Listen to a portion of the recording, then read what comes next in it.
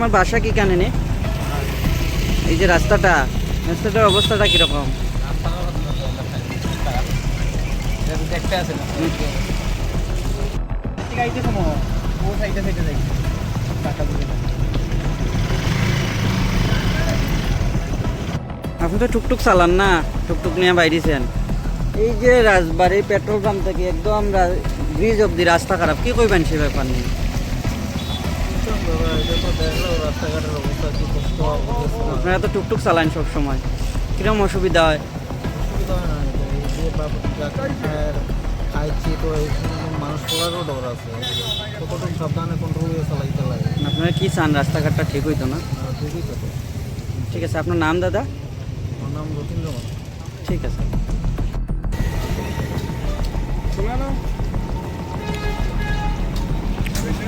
দাদা আপনার বাসা কোন জায়গাত?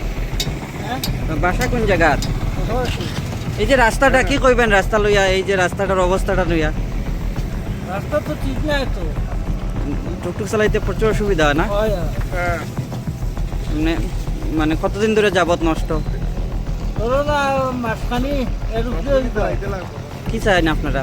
আমরা তো ঠিকঠাক রাস্তাটা ঠিকঠাক হইতো? ঠিক আছে দাদা, ধন্যবাদ। ভাই প্রত্যেক দিন তো এদিকে বাইক নিয়ে চলাচল করো, রাস্তাঘাটের এই অবস্থা নিয়ে কি কইবা দাদা? প্রত্যেক দিন তো গাড়ি সব সমস্যার মধ্যে দিয়ে যায়। আজকেও যেমন 2-3টা টুকটুক পাল্টি খাইছে, সকালে প্রায় 11টা নাগাদ একটা টুকটুক পাল্টি খাইছে, আমরা এসে সবে তারে উঠাইয়া দিছি।